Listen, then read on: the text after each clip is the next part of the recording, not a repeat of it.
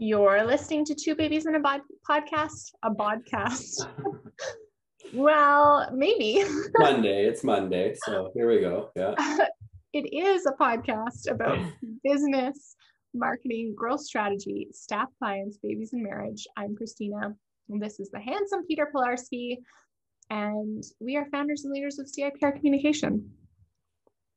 And today we are, I guess, in our second to last episode on the value of tourism. Our last one is actually going to be an interview with one of our clients. That's going to be kind of talking a little bit about the details of this episode, so they'll relate to each other. But today we're talking about the value of tourism toolkit, which is something that I feel like we've been kind of pushing. I feel like you've created, and most people don't really kind of understand initially until they actually start working on it, what it actually is. And I feel like I'll just say that we've had some clients come on agreeing to do the toolkit, not quite knowing exactly what it is. So I think it's one of those things where they know they need to do it, but they don't really know where to start. And I think that's like where the creation came from. So you know, we've talked about value of tourism and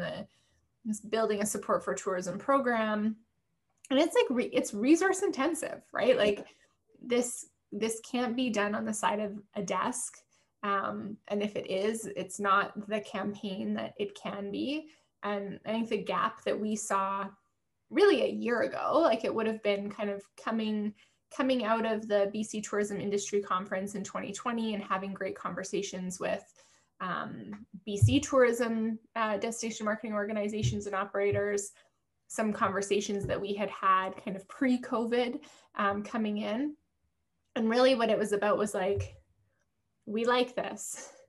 We like what we've seen in certain destinations. We can't necessarily afford, or we don't necessarily have the budget to bring an agency in to help us, or we don't have the resources to do this internally.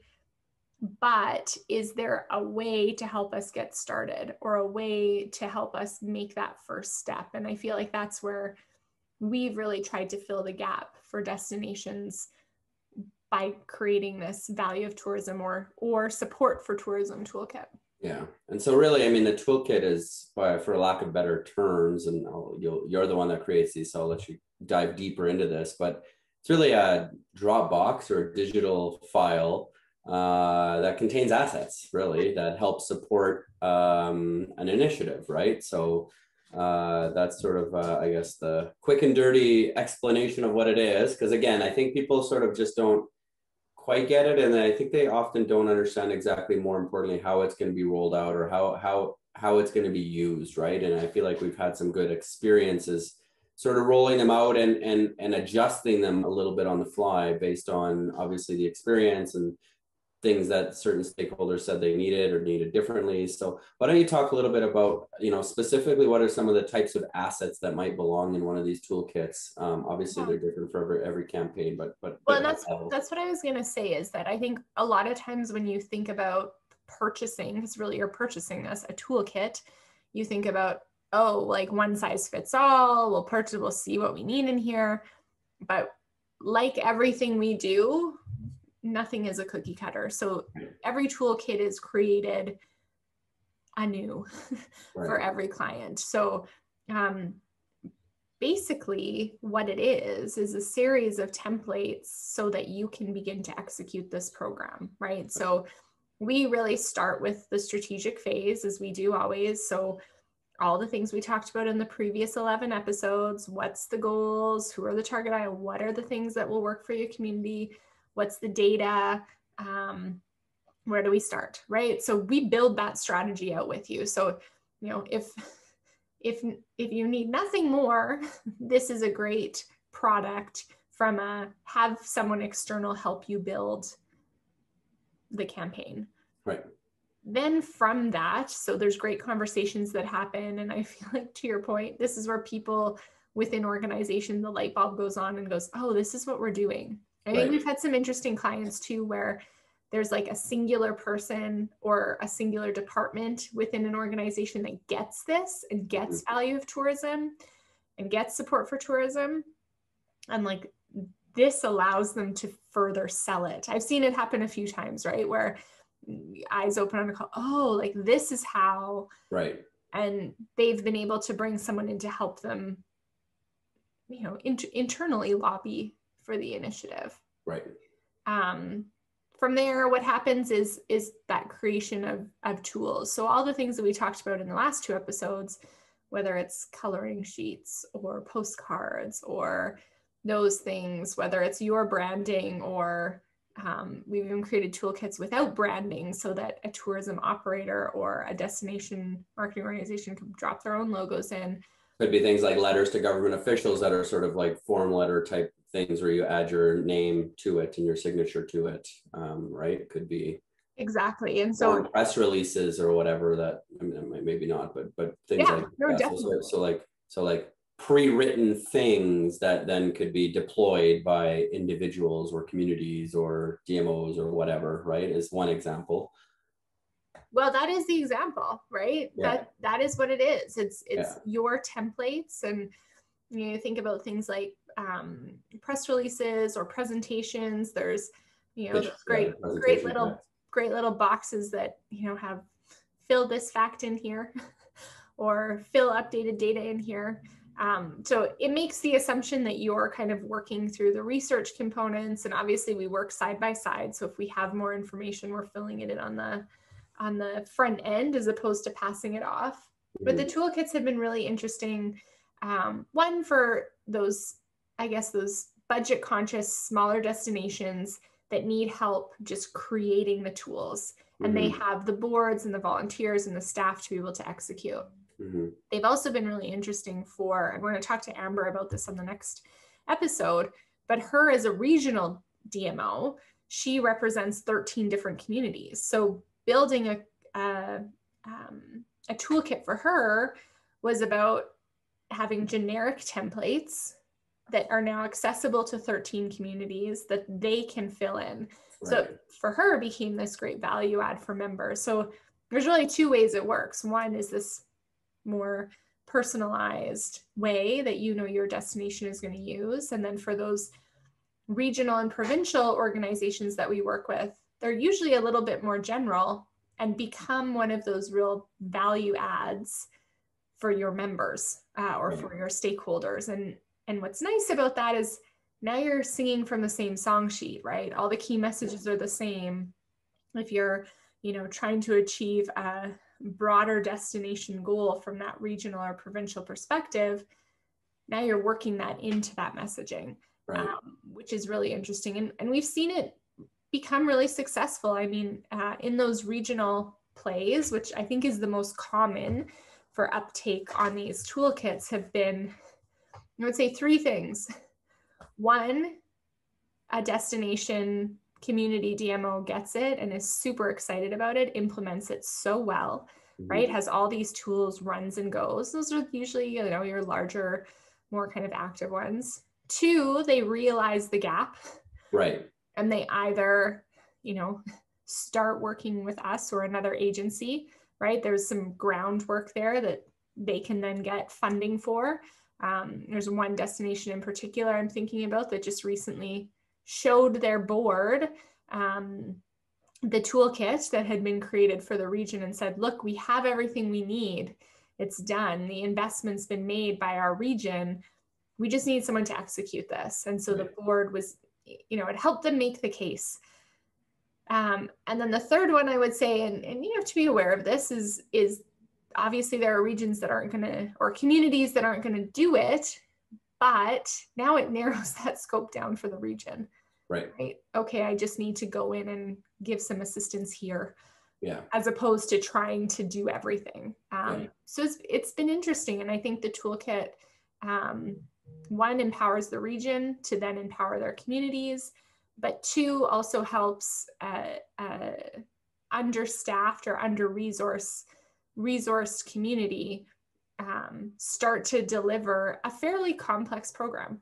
Yeah. Yeah. And the toolkit, I mean, the nice thing is yeah, it could be almost like it's a resource at the end of the day. And so therefore it can make, you bring in an agency like ours to help create it. And then that could facilitate work that it becomes easier because it exists, right? To actually get some of these things over the line. Because I feel like that's, and correct me if I'm wrong, the other thing we come across is sort of, I think a lot of organizations and destinations know that they need to do something. They just sort of don't know the how to get from knowing that to like what's the next step or what's the next practical thing to do. And this is the toolkit's a nice and really practical sort of tactical thing that you can start doing and start showing value and start creating some momentum a little bit around some of these initiatives. And I think, like you said, turning some lights on for people, like, okay, this really kind of brings it to light. Now I get it in terms of what we're trying to do. And I feel like that can then create more momentum for, different initiatives, other initiatives. And the nice thing about the toolkit too, is that, by and large, once you create the first one, then you're just sort of updating information or maybe then enhancing it, right? But really it's like all of the work really is up front in creating the first one or the most of the work. And then it sort of, it becomes a little bit easier after that. Is that fair? Yeah, I was going to say, I don't know a destination right now that doesn't have a strategic goal that aligns with building support for the industry. Like I'm going to dare someone, I dare you to find me an annual report or a strategic plan or something that doesn't somewhere mention build support for tourism, right, implement a value of tourism campaign. There's one destination, I love how they say it, demonstrate, it's something to the effect of like demonstrate the tie between the quality of life of our residents and tourism. Right. Right. Like every single destination has this somewhere. And I think even to our point in our last two conversations around tactics, there are so many and so many different ways and so many unique things that need to be considered. I think that the visionaries of organizations, this is a great, the episode we talked with Bev about earlier in this, she had this vision for what bringing that value to the community looks like. And, brought on her staff and brought on CIPR to figure out how to implement that vision. But I think that's the hard part. And to your point, I think a lot of destinations go, oh, here's where we can start. Right. And it's going to be interesting to talk to Amber about her experience with it, because I think for them in many ways, it was, here's where we can start. And we developed that toolkit for her a year ago now. Mm-hmm. And we're still working with her on how she is continuing to implement and remind her communities about that toolkit. Right. So, it was launched, it was adopted by some communities successfully, times have changed. Now she's reinvigorating it. And right, like it's an interesting process, but it really does, I think, allow people to start to, if not completely, check a box on an extremely important, but also an extremely common strategic goal for these destination marketing organizations. And, I think about one of our clients the other day, non-tourism related, was saying to us, Peter, that like, okay, the federal government has put out this big announcement and they want us to reach this goal. And our organization wants to say, and this is how you meet this goal. Right? And so when I think about value of tourism, our tourism community in Canada collectively has put out this big goal, even before COVID, about proving how important this industry is in our country. The reasons change based on destination, but like our Canada right now, I'd argue the US as well, has put out this, hey, we need to show our country that this is important. Well, and I would say, and this toolkit can help you do that, right? Yeah. Like, I think that, again, there's often this question mark, okay, well, how do we do that? If you don't know how to start and you don't have the capacity to, start with this toolkit. Yeah. And I was just going to add to that and just say, really, I think all around the world right now, and I think COVID especially drove this point home, is I think that, first of all, the global competition for tourists has been fierce and growing and intense. Destinations are putting a lot of effort into getting tourists, to come visit. I think that COVID has really sort of exposed just how valuable this industry is and how important it is to many destinations, many places. And so I think for people listening to this podcast, just to drive the point home, it's like, yes, Canada is looking at this. This is important. The toolkit is a great way to get this thing going. But similar to marketing for tourists, this is a global competition. And so, really important to get on it, really important to be on point, get those messages really strong, because it's going to be quick and fierce, and countries, provinces, cities, municipalities, whatever, that don't kind of really make this an important part of what they do, have risk kind of falling behind. And so the sooner the better. I think the more aggressive the better, because it's all part and parcel. And you need the support. You fundamentally need the support of your community and your elected officials and your media and whoever it is, to be able to welcome the world back to your community, and to be able to grow your tourism economy. And now more than ever, especially post-COVID, because now there's some apprehension about people coming in from other parts of the world, and there's all this kind of other stuff that nobody ever really thought about before, right? So we're working with one region right now, and within like a broader stakeholder meeting, there was this whole conversation about building social license for tourism. And as someone who comes from the oil and gas industry, we talked about building social license every day, every hour. I had never heard it in the context of tourism before.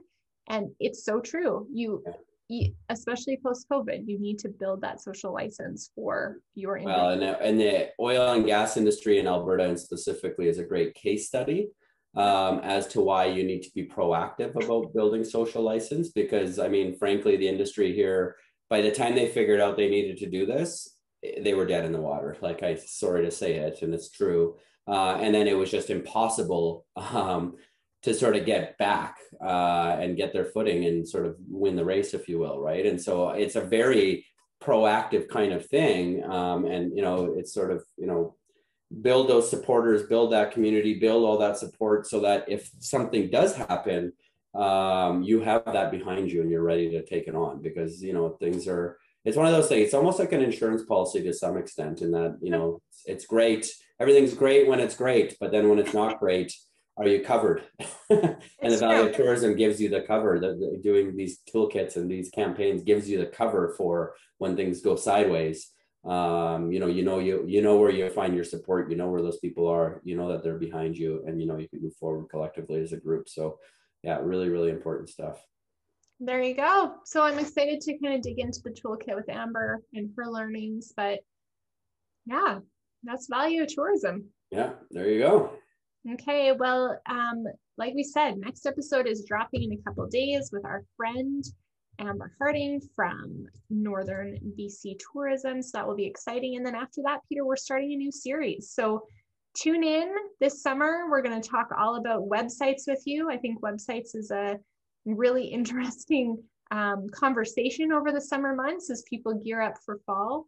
I'm really excited for that conversation, because there's a lot of I think a lot of people go into website projects. Website projects are one of those things that are very enlightening for organizations. Let's just put it that way. So the more we can create clarity on some process and some things and learnings that companies go through as they go through those projects, I think the better you can set your company up for a successful website project implementation. There you go. Okay, well, follow along. Make sure you're subscribing to those podcasts so you don't miss the notifications. iTunes and Spotify, hit that subscribe button. And always, always, always leave us comments and ask us questions on our social channels, CIPR.com, COMS. And I'll see you shortly. Speaking of podcast, like I said, Peter and I are going to the gym after this. Woo. They are open in Alberta for some in-class studio stuff. So we get to go back to our favorites, Rumble Boxing, and get a class in with one of our favorites, Amy. Nice. So I'm excited. I will see you. Oh, I was gonna see you. I'll see you there, but I'll see you in the car there. Sure. Bye. Three, two, one.